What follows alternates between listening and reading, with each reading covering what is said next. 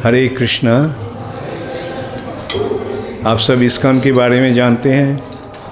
हाँ, इस्कॉन के साथ कौन कौन युक्त हुए हैं? आप लोग हाथ उठाइए।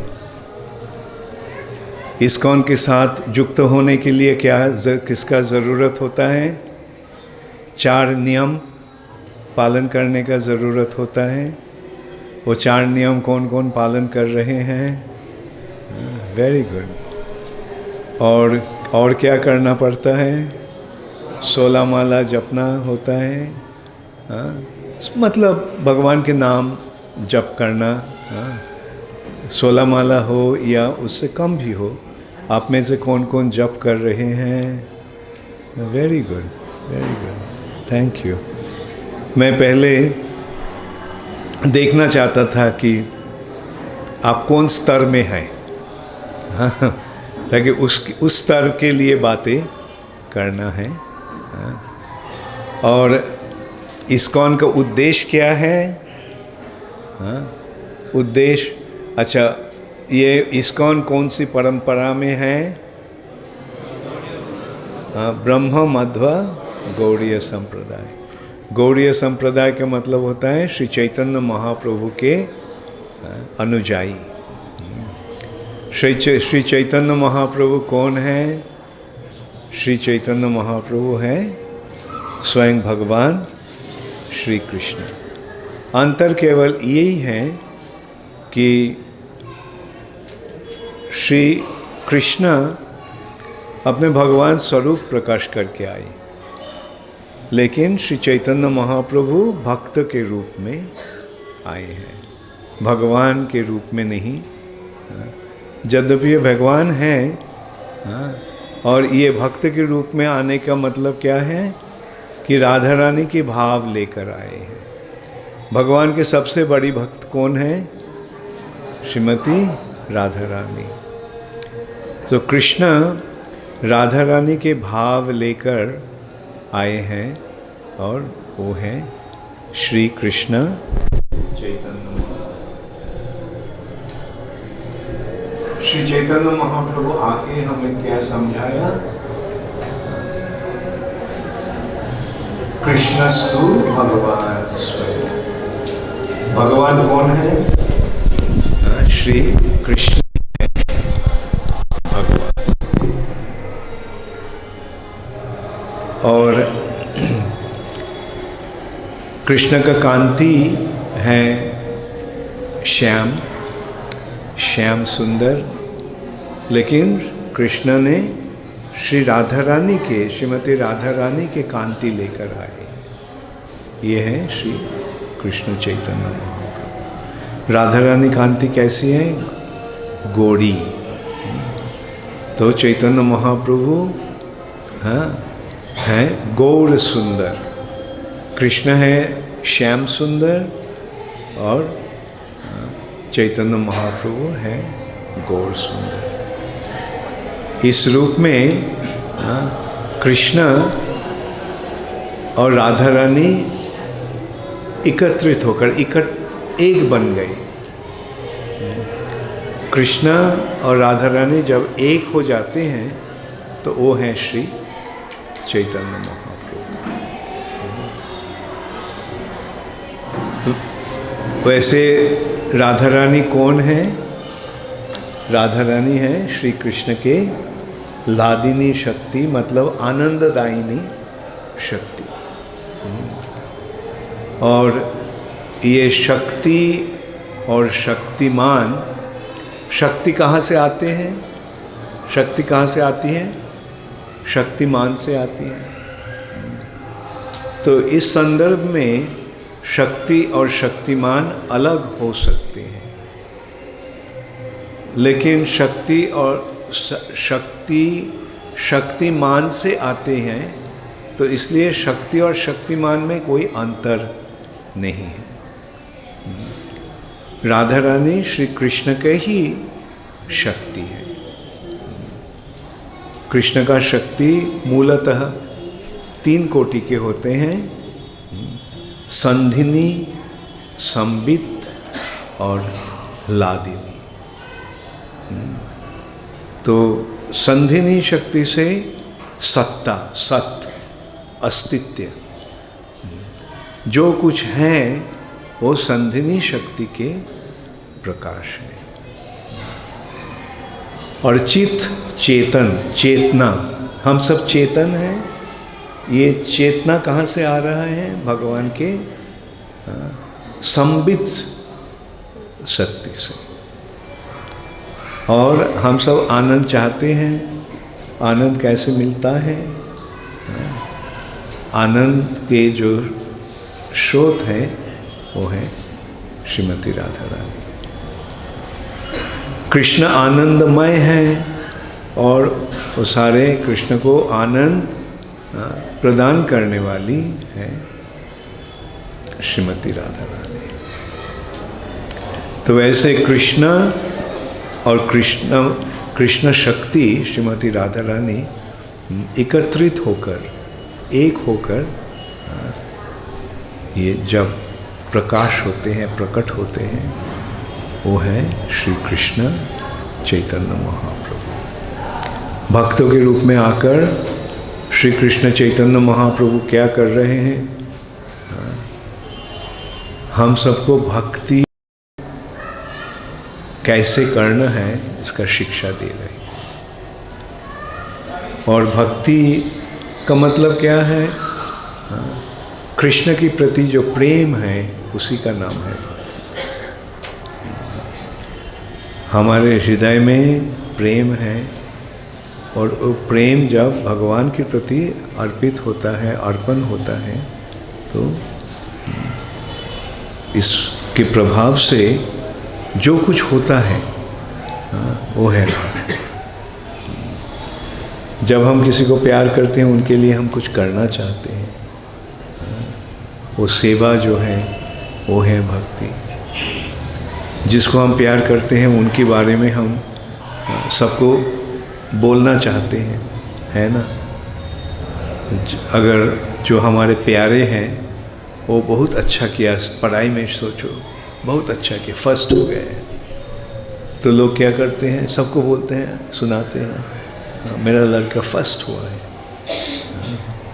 क्यों? क्योंकि जो प्यार के नाते। तो वैसे जब हम भगवान को प्यार करते हैं तो हम भगवान के गुणगान स्वतः ही करते हैं।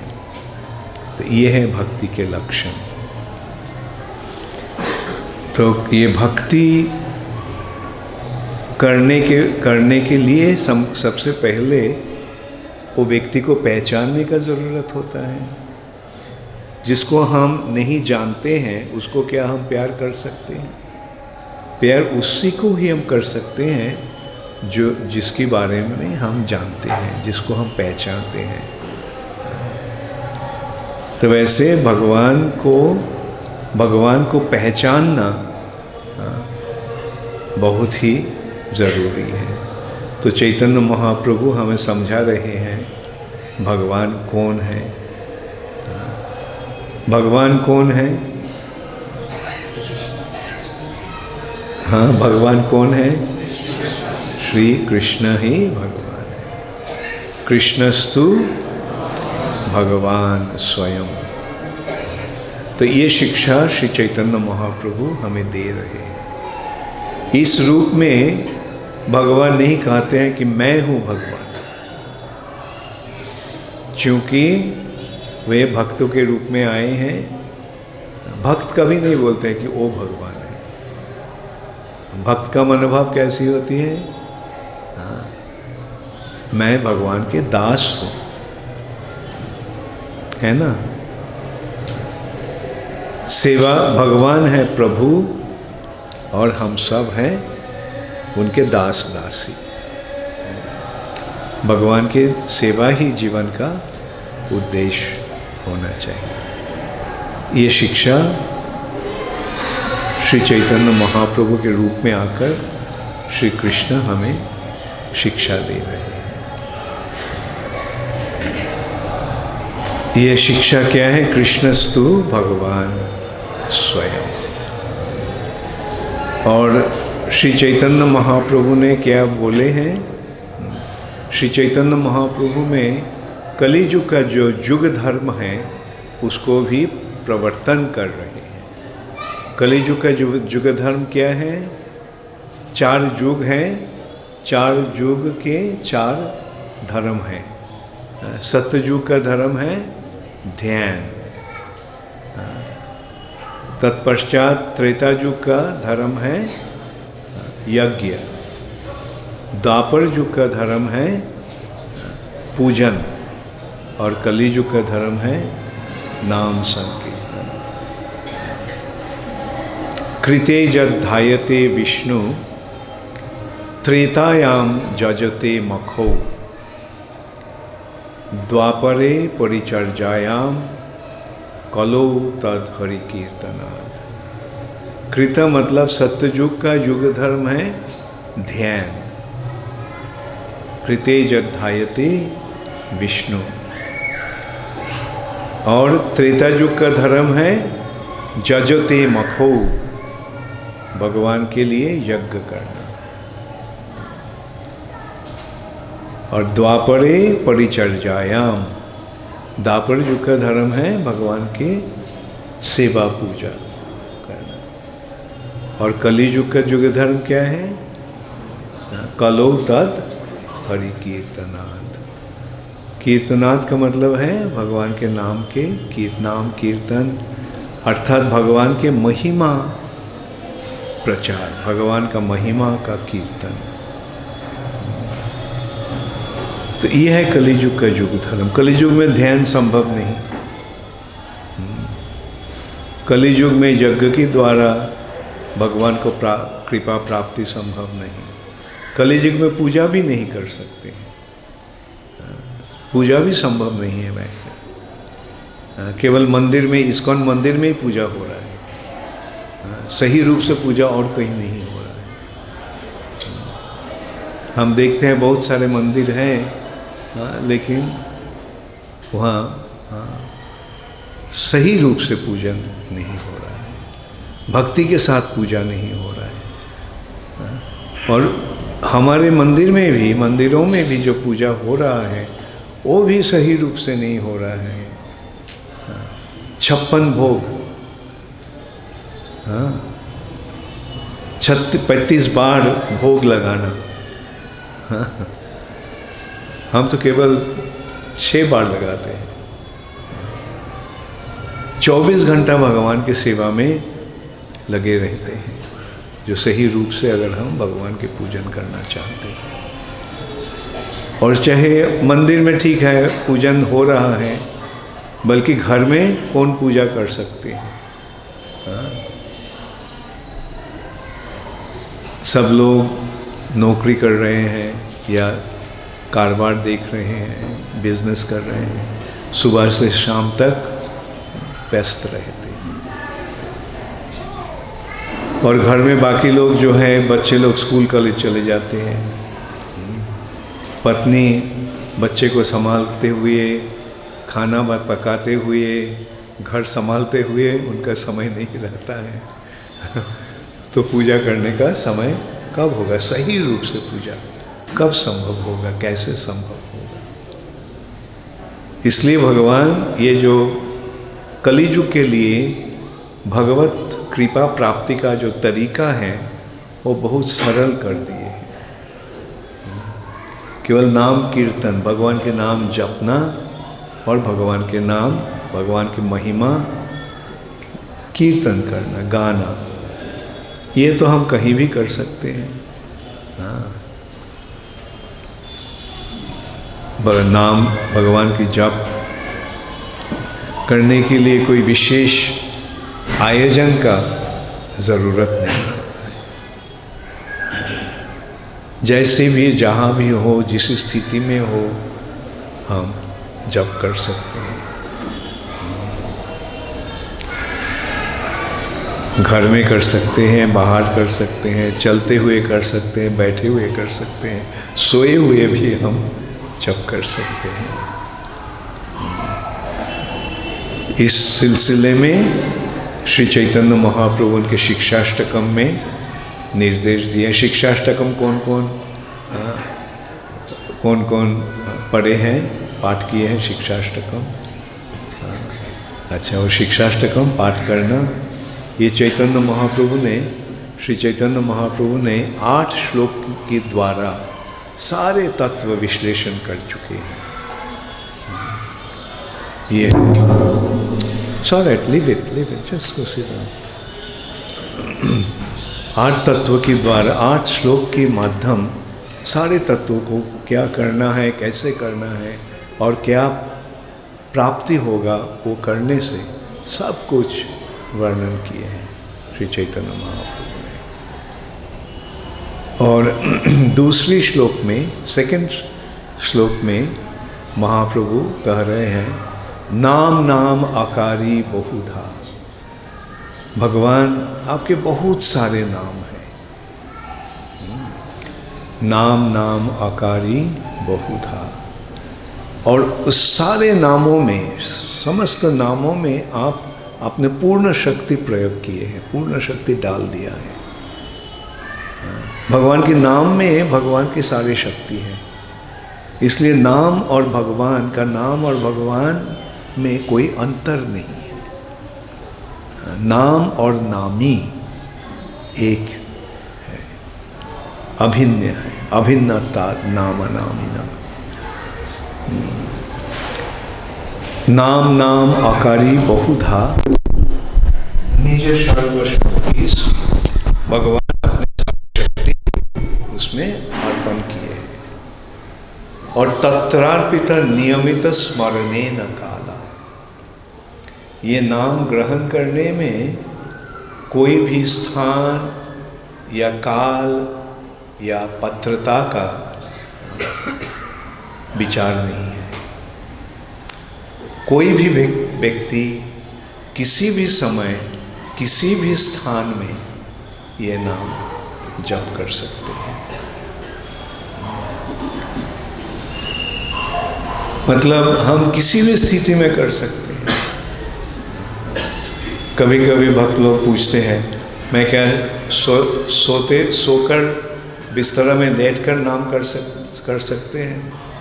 मैं बोलते हैं हाँ ज़रूर। जब शरीर अशक्त हो जाएगा, जब हम उठने का शक्ति नहीं रहेगा, जब हम बिस्तरा में लेटे रहेंगे, बुढ़ापे के कारण या बीमारी के कारण, मृत्यु के पूर्व, तो क्या हम नाम करेंगे या नहीं? कोई कोई भक्त पूछते हैं, मैं क्या ना नहा के क्या नाम कर सकता हूँ?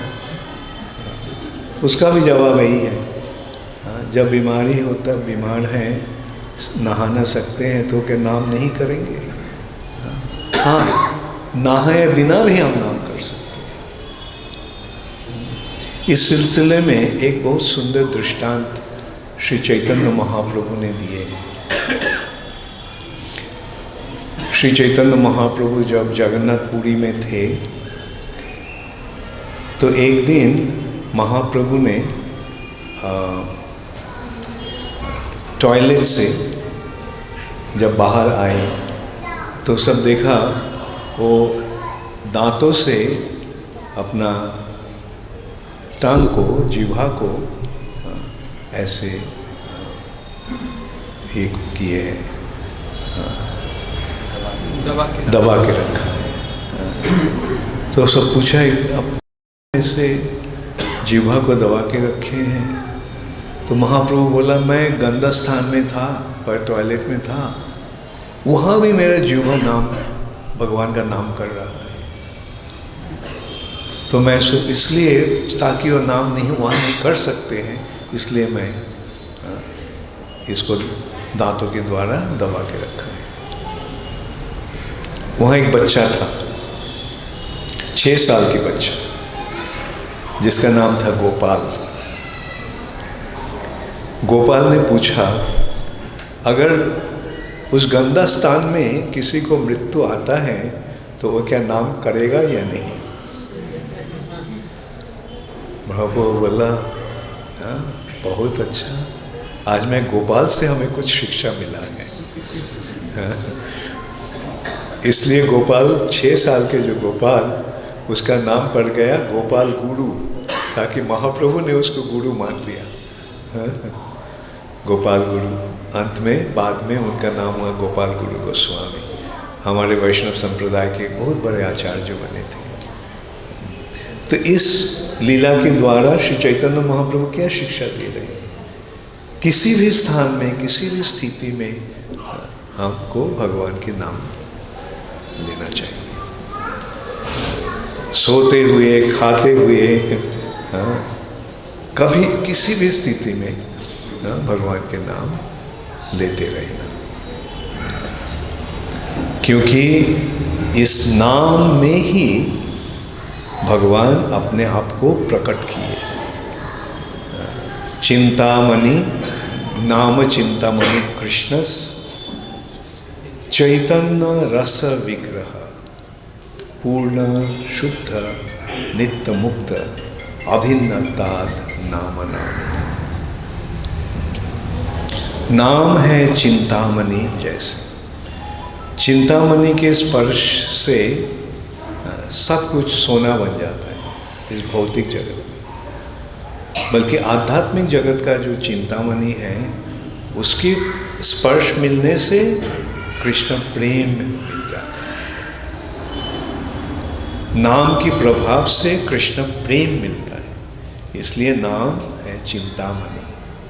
नाम चिंतामणि कृष्ण चैतन्य रस विग्रह। सारे चेतना को और सारे रसों को आधार या स्रोत है ये नाम, चैतन्य रस विग्रह। और ये नाम पूर्ण शुद्ध नित्य मुक्त अभिन्नताद नाम नामिनो। ये नाम और नामी में मतलब भगवान और भगवान के नाम में कोई अंतर नहीं है। जब हम भगवान का नाम लेते हैं, हे कृष्णा, हरे कृष्णा, कृष्ण वहाँ प्रकट हो जाते हैं। भगवान अपने नाम के माध्यम अपने आप को प्रकाश करते हैं, विशेष रूप से इस कली युग में। इसलिए इस कली युग में इस नाम के प्रचार की इतने ज़रूरत है।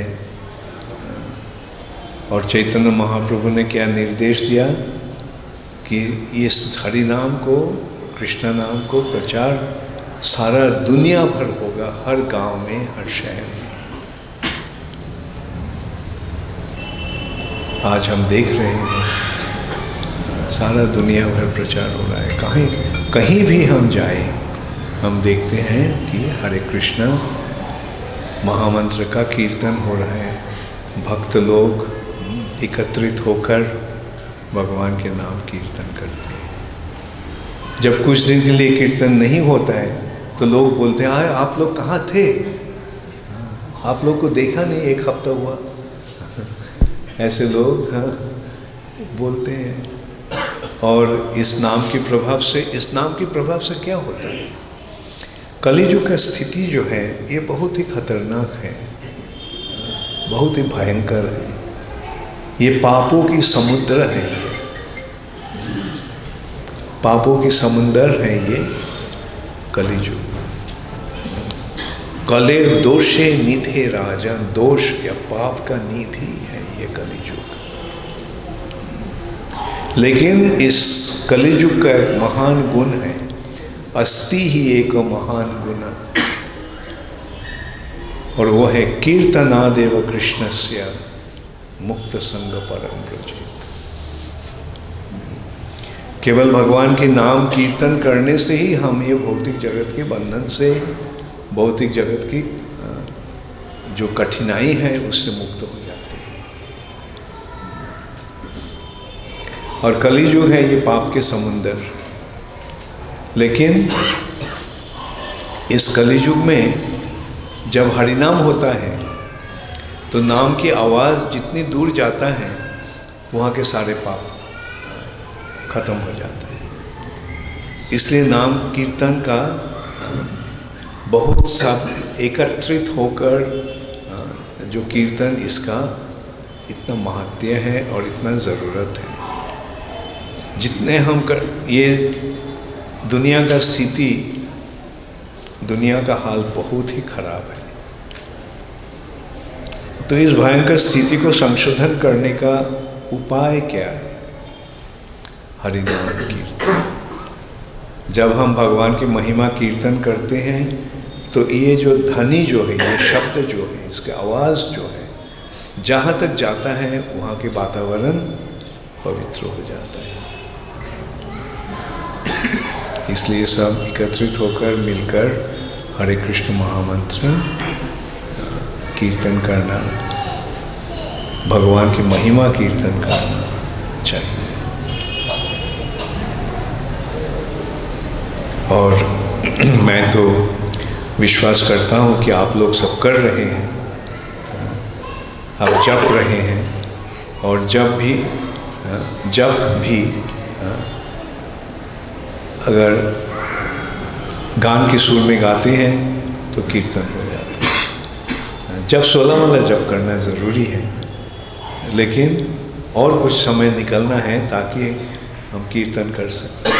और भी अच्छा होता है कि सब एकत्रित होकर कीर्तन कर सकते हैं, तो वो संकीर्तन बन जाता है। तो ये है श्री चैतन्य महाप्रभु की शिक्षा, और ये शिक्षा सारा दुनिया भर श्रील प्रभुपाद प्रचार किए हैं, और प्रभुपाद के प्रभाव से इस्कॉन की माध्यम ये प्रचार दुनिया भर हो रहा है। यद्यपि प्रभुपाद लगभग 40 साल 42 साल पूर्व प्रभुपाद इस धरती से चले गए हैं, लेकिन प्रभुपाद जो ये संस्थान तैयार किए हैं इस्कॉन, इसके द्वारा दुनिया भर ये कृष्ण भक्ति का प्रचार हो रहा है।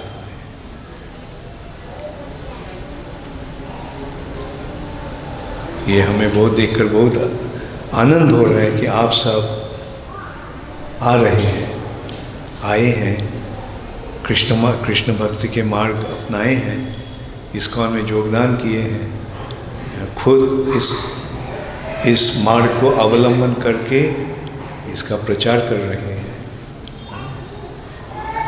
ये बहुत ही आनंददायक स्थिति है। आप लोग करते रहना।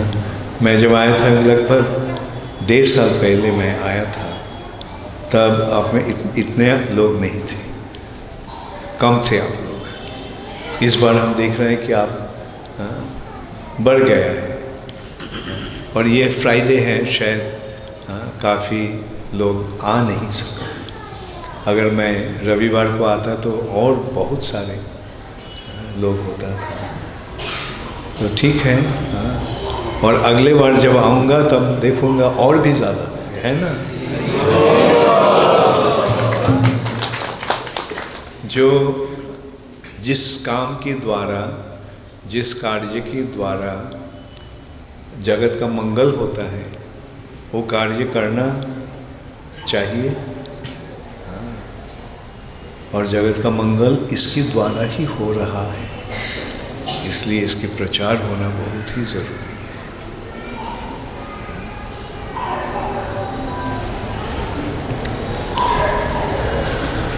हरे कृष्णा। कोई प्रश्न है किसी को? Does anybody have any question?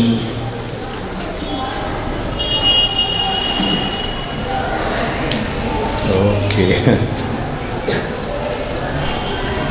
ठीक है, अगर प्रश्न नहीं है, प्रश्न कब नहीं रहता है?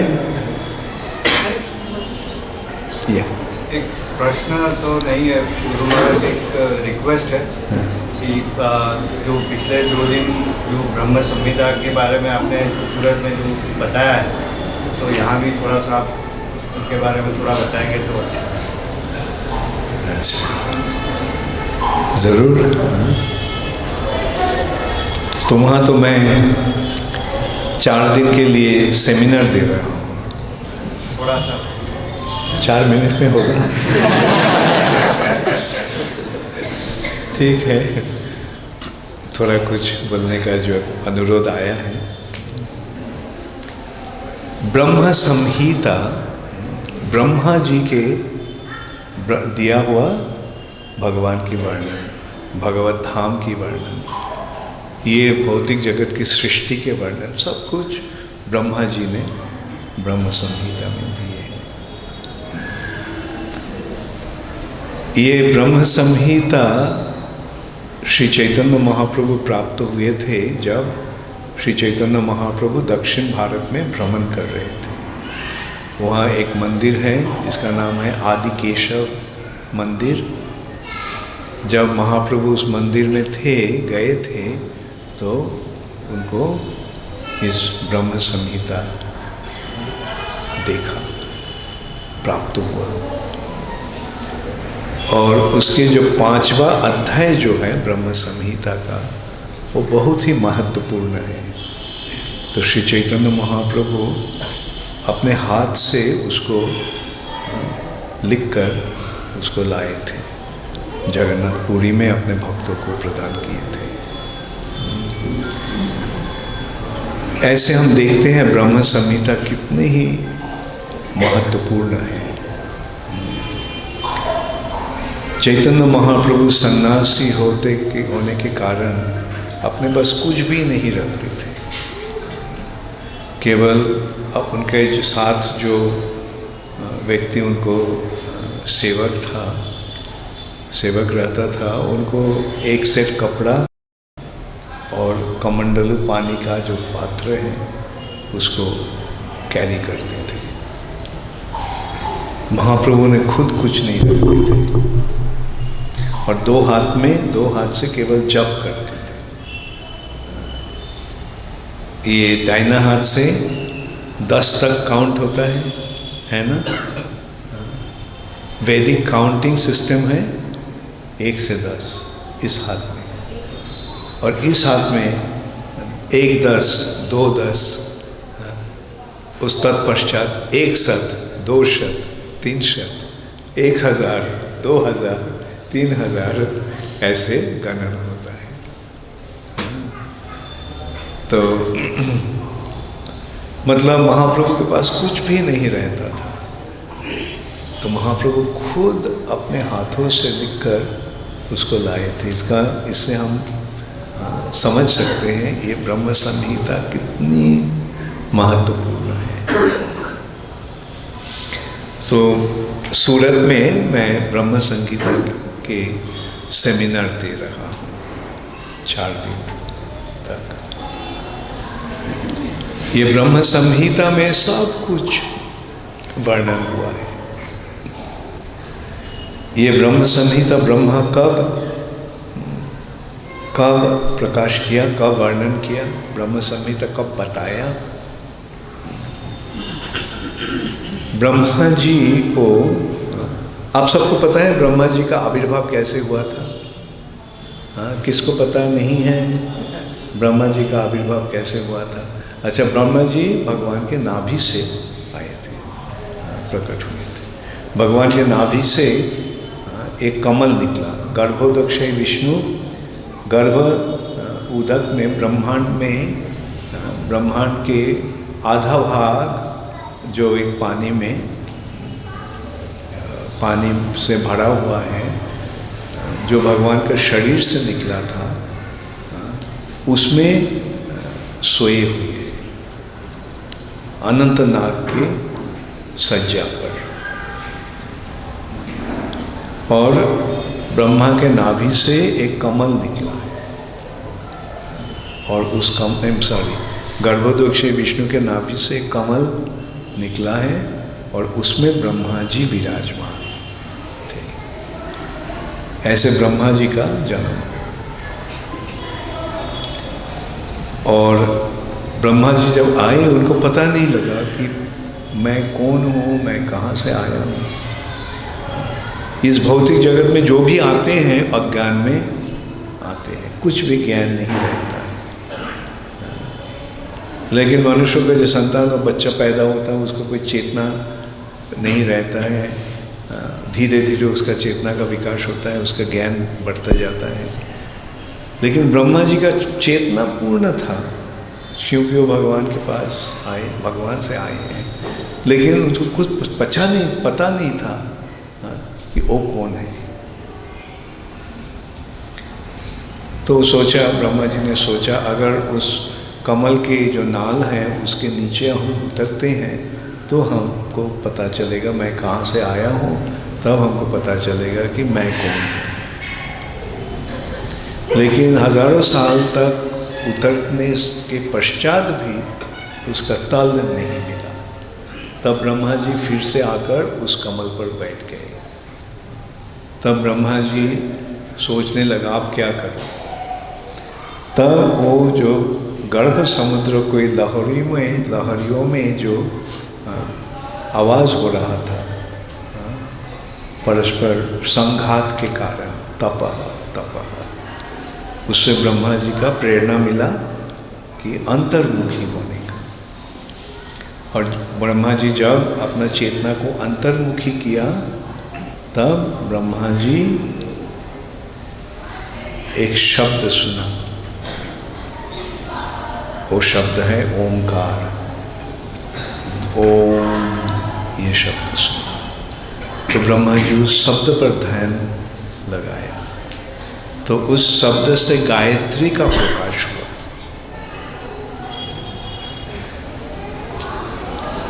और उस गायत्री पर ध्यान करने से ब्रह्मा जी को हृदय में ज्ञान का प्रकाश हुआ, वेद का प्रकाश हुआ। तो इसलिए वेद को, गायत्री को वेद माता कहा जाता है। सारे वैदिक ज्ञान जो है, वेद का जो ज्ञान है, उसका माँ है गायत्री। जैसे माँ से संतान का जन्म होता है, गायत्री से वेद का जन्म हुआ। और ऐसे चेतना को अंतर्मुखी करने से ब्रह्मा जी ने भगवान को दर्शन किया। और भगवान के दर्शन कैसी होती है? जहाँ भगवान है वहाँ चले जाते हैं। भगवान का दर्शन जब होता है तब हम वहाँ चले जाते हैं जहाँ भगवान है। तो उसका वर्णन ब्रह्मा जी ने कर रहे हैं। ये ब्रह्म संहिता का 29 से 56 श्लोक तक ब्रह्मा जी का ये दर्शन के वर्णन किए हैं ब्रह्मा जी ने। पहले ही बता रहे हैं ये भगवत धाम गोलोक कैसी है। वो भगवान की धाम चिंतामणि से बना है। भगवान कहाँ रहते हैं? वृंदावन में। वन, उस वन में बहुत सारे वृक्ष हैं, पेड़ हैं। वो सारे पेड़ हैं कल्प वृक्ष। चिंतामणि प्रकरसत्मसु कल्प वृक्ष लक्षावृतेषु। लाखों लाखों वृक्ष जो हैं वो सारे कल्प वृक्ष हैं। लक्षावृतेषु सुरभीर अभिपालयन्तम। भगवान गाय चरा रहे हैं अपने सखाओं के साथ। लाखों लाखों गाय, और सब गाय हैं सुरभि गाय। सुरभीर अभिपालयन्तम। और वहाँ भगवान गोपियाँ के साथ लीला विलास कर रहे हैं। हजारों गोपियाँ के साथ भगवान लीला विलास कर रहे हैं। और सारे गोपियाँ हैं लक्ष्मी। लक्ष्मी सहस्र शत संभ्रम से मानव। ऐसे भगवत धाम के वर्णन करने के पश्चात भगवान की वर्णन कर रहे हैं। वेणुम कनंतम अरविंद दलायताक्षम। भगवान श्याम सुंदर बांसुरी बजा रहे हैं। वेणुम कनंतम, उनकी आँखों अरविंद दलायताक्षम। अरविंद मतलब कमल के पत्र जैसे आयती आयत है, विस्तृत है। अरविंद दलायताक्षम, बरहावताम, उनके मस्तक पर मयूर पंखी, बरहावताम, समसिताम बुध सुंदरंगम, उनके सुंदर शरीर के रंग हैं बादल की नीलिमा जैसे। ऐसे भगवान के वर्णन करने के पश्चात उन्होंने एक एक करके बता रहे हैं अवतार कौन है, कितने सारे अवतार आते हैं इस धरती पर, पृथ्वी में। जैसे भगवान भगवत गीता में कह रहे हैं कि यदा यदा ही धर्मस्य ग्लानिर्भवति भारत अभ्युत्थानम अधर्मस्य तदात्मानं सृजम्। इस भौतिक जगत में जब अधर्म का विस्तार होता है और धर्म का ग्लानि होता है तब भगवान अवतीर्ण होते हैं। वैसे भगवान के अनंत कोटि अवतार हैं। रामादि मूर्तिषु कला नियमेन तिष्ठन्। राम आदि भगवान के जितने सारे अवतार हैं वो हैं भगवान के अंश का अंश। ऐसे वर्णन करने के पश्चात वर्णन हो रहा है ये भौतिक जगत कैसी है, ये भौतिक जगत के पालन करने वाली कौन है, दुर्गा। दुर्गा देवी क्या कर रहे हैं, सृष्टि स्थिति साधन शक्ति रेखा, सृष्टि स्थिति प्रलय साधन शक्ति रेखा, छाये वजस्य भुवनानि बिभर्ति दुर्गा। दुर्गा जो इस जगत को सृष्टि करते हैं, पालन करते हैं और संहार करते हैं, विनाश करते हैं, वो दुर्गा है भगवान की शक्ति के छाया। छाये व शिव जी कौन है, इसके वर्णन करते हुए वर्णन हो रहा है जैसे क्षीरं यथा दधि विकार विशेष योगात्। दूध, क्षीरम, दूध जैसे विकार के कारण, मतलब एसिड के संयोग होने से दूध क्या हो जाता है, दही बन जाता है। क्षीरं यथा दधि विकार विशेष योगात्, विकार हो जाता है, दही बन जाता है। तब दूध और दही में कोई अंतर है भी नहीं भी है भी। दूध ही दही बन गया, लेकिन दूध दही बन सकता है, बल्कि दही कभी दूध नहीं बन सकता। तो वैसे ही कोई विशेष कार्य संपादन करने के लिए भगवान शिव जी के रूप में प्रकट हुए हैं, अर्थात शिव जी भगवान का ही अवतार है। विशेष कार्य क्या है, विशेष कार्य संहार कार्य साधन करने के लिए और इस भौतिक जगत के साथ संयोग स्थापन करने के लिए। भौतिक जगत या माया भगवान की बहिरंगा शक्ति है। तो बहिरंगा शक्ति के साथ अगर भगवान, बहिरंगा शक्ति के साथ बाहर की जो शक्ति है उसके साथ भगवान डायरेक्ट संयोग स्थापन कर सकते हैं? नहीं, तब तो अंतरंग बन जाएगा। भगवान अगर डायरेक्टली उसके साथ संयोग स्थापन करते हैं, तो इसलिए इस जगत रूपी जो माया है, दुर्गा देवी हैं, उनके साथ संयोग स्थापन करने के लिए भगवान शिव जी के रूप ले लिए, ये विशेष कार्य संपादन करने के लिए। तब देखिए शिव जी कौन है, दुर्गा के पति है ना। दुर्गा कौन है, माया, महामाया। दुर्गा, सती, पार्वती, काली इत्यादि ये माया की रूप हैं और उनके पति कौन है, शिव जी। तो इस कारण भगवान ही स्वयं शिव जी के रूप में प्रकट हुए हैं। सूरज क्या कर रहा है? सूरज जो ज्योति प्रदान कर रहे हैं इस भौतिक जगत में भ्रमण करते हुए। और सूरज क्या कौन है? सारे ताराओं के राजा, ज्योतिष्क के राजा, राजा समस्त सुरमूर्ति अशेष तेजा, अशेष तेजा, असीम शक्ति है सूरज। और वो सूरज जस्सा गया भ्रमति समृद्ध कालो चक्र, काल की चक्र में आरोहण करके भगवान के निर्देश अनुसार सूरज भ्रमण कर रहा है। तो वैसे सारे वर्णन इस ब्रह्म संहिता में हमें मिल रहा है। गणेश, गणपति गणेश क्या करते हैं?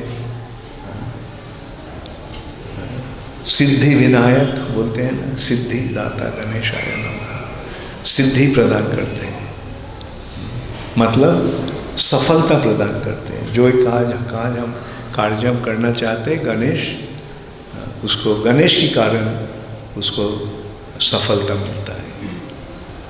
तो ये शक्ति गणेश को कैसे मिला?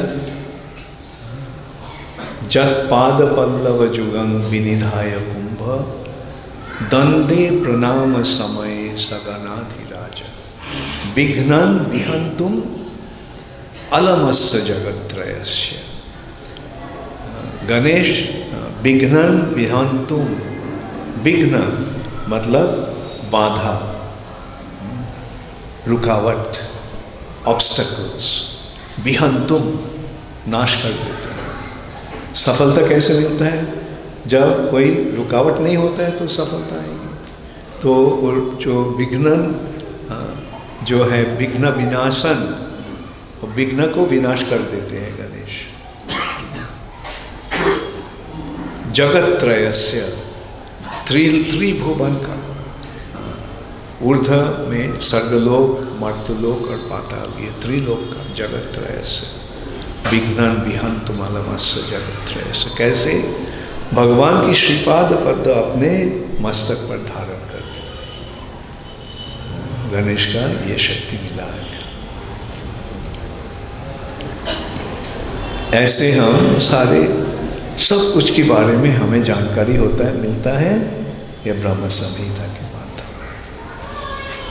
तो ब्रह्म संहिता किसके पास है? अच्छा, किसके पास नहीं है? अच्छा, जिसके पास है आप पढ़ रहे हैं। कौन कौन पढ़ रहे हैं नियमित रूप में ब्रह्म संहिता? अच्छा, अपने पास है लेकिन पढ़ नहीं रहे हैं, आप पढ़ेंगे। जिसके पास नहीं है ब्रह्म संहिता लेंगे, लेकर पाठ करेंगे। कौन कौन लेंगे और पाठ करेंगे? हाथ उठाइए। Thank you very much. ब्रह्म संहिता है ना यहाँ? ठीक है।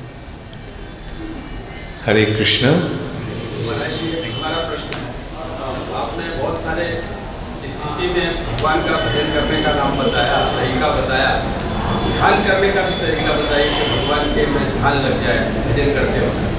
ध्यान का तरीका ना, आपका प्रश्न क्या है?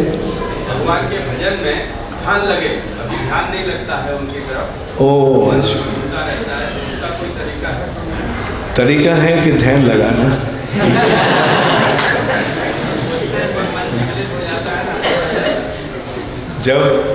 जब देखते हैं मन विक्षिप्त हो गए हैं तो पकड़ के लाना। हाँ, क्योंकि होना चाहिए, ये उचित है क्या? हाँ, ये करना ठीक है। मन जब इधर उधर भागता है, सही है ये? सही तो नहीं पर होता है हर एक के साथ। हाँ, तो जो काम सही है, सही नहीं है, उसको सही बनाना है। और कौन बनाएगा? आपको ही बनाना पड़ेगा। हाँ, तो जब मन इधर उधर भागता है, जब ख्याल होता है कि ओ अरे मन तो चला गया है और कहीं, पकड़ के वहाँ पर ना, है ना। आप जब भगवान के नाम जप रहे हैं, माला में जपते हैं, अच्छा बहुत अच्छा। तो वैसे जब जप रहे हैं, कीर्तन हो रहा है, उसका श्रवण होना चाहिए, और अगर श्रवण मन और कहीं चला गया तो उसको पकड़ के वापस लाना। हाँ। हरे कृष्णा। हाँ मेरा एक प्रश्न है कि अपने गायत्री देवी के बारे में बोला, तो गायत्री देवी का लोग ओम भूर्भुवः का मंत्र करते हुए इस्कॉन के डिवोटी हम लोग कर सकते हैं, और उसका भी ज्ञान कर सकते हैं, और ऐसा कोई है थोड़ा इस बारे में? हाँ हाँ, गायत्री जो है मंत्र जप करना है, लेकिन हरे कृष्ण महामंत्र जप भी कर सकते हैं, कीर्तन भी कर सकते हैं, और सब इकट्ठा होकर संकीर्तन भी कर सकते हैं। ये है महामंत्र की महिमा। हाँ? गायत्री केवल जप, मतलब उसको आवाज़ नहीं होगा, मन में होगा। हाँ?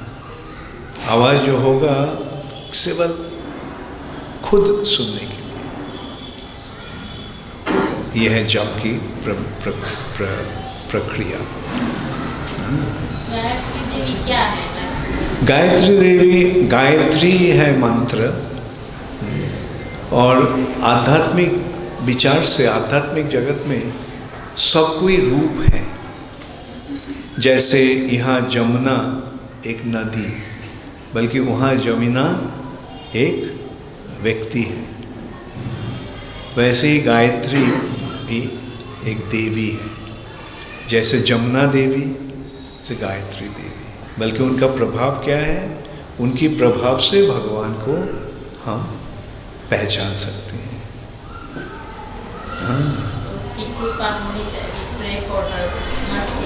हाँ, गायत्री जप करके उनकी कृपा प्राप्त होना चाहिए।